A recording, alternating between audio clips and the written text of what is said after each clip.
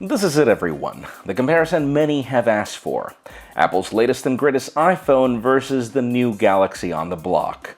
I'm Jaime Rivera with Pocketnow, live from MWC 2016 in Barcelona, here with a quick show floor comparison between the Samsung Galaxy S7 and the iPhone 6s, brought to you by dbrand.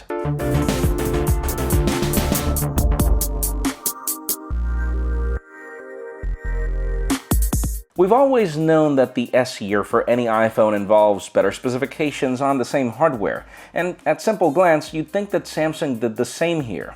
Still, where the iPhone 6s is indistinguishable when compared to the iPhone 6 in hardware and design, Samsung's approach to reiteration was actually different.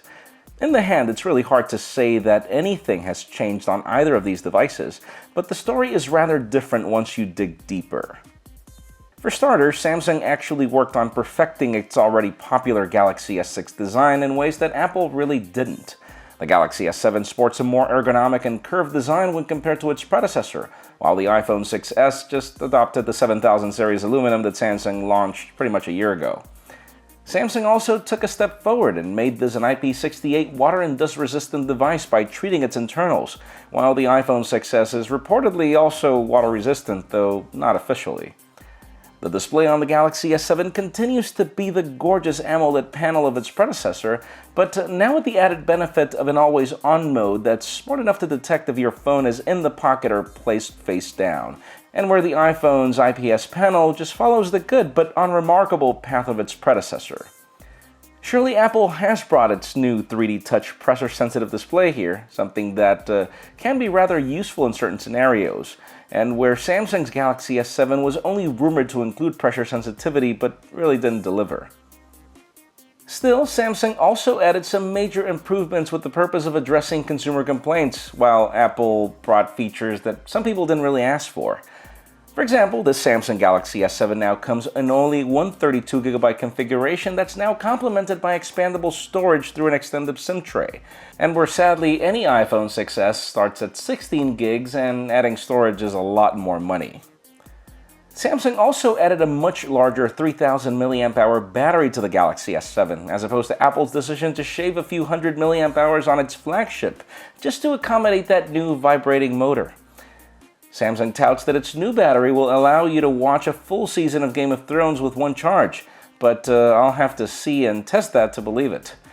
Apple instead decided to acknowledge how bad its iPhone 6s battery is by launching this horrible case with an extended battery for those in need. During Samsung's presentation, the company spent a great deal of time showing us how its camera is far superior to that of the iPhone 6s, though this is something we already considered as true even with last year's Galaxies. That said, Samsung showed us how it shaved the camera hump on its new Galaxy S7 and brought a brighter lens with f1.7 aperture, in addition to 30% larger pixels in order to let in more light, even if that was at the expense of a new 13-megapixel sensor when compared to last year's 16-megapixel sensor. In the case of the iPhone 6s, the camera hump continues to be just as horrible as its predecessor, while performance is very good, though not as great as even the Galaxy S6 from last year.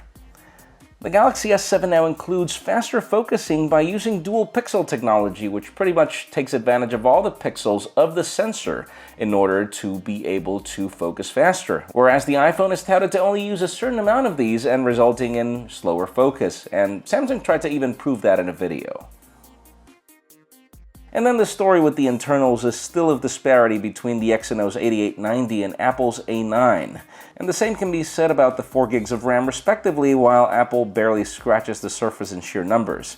Still, you have to remember that we won't really be able to confirm which phone is faster until we actually bring it to the Pocketnow labs for a full review in a month or so. Bottom line, while the Galaxy S7 follows on many of the design choices of its predecessor, this is clearly a more superior phone, and where people still debate if they could say the same about last year's iPhone 6s. Pocketnow's MWC 2016 coverage is made possible by dbrand, manufacturer of precision-cut vinyl skins for smartphones, tablets, laptops, gaming consoles, and more. If you're looking to customize the appearance of your device and add a bit of protection and grip, check out dbrand.com/MWC or visit the link in the description below. We've got more coverage coming, folks, so make sure you follow us on social media and hit that subscribe button down below for more videos like this one. You can follow me on Twitter at Jaime_Rivera or on Instagram at Jaime Rivera. And you can now also catch these videos on Vessel at vessel.com/Pocketnow. Please give this video a thumbs up if you like what you saw. I am Jaime Rivera. Thank you very much for watching. We've got more coverage coming soon.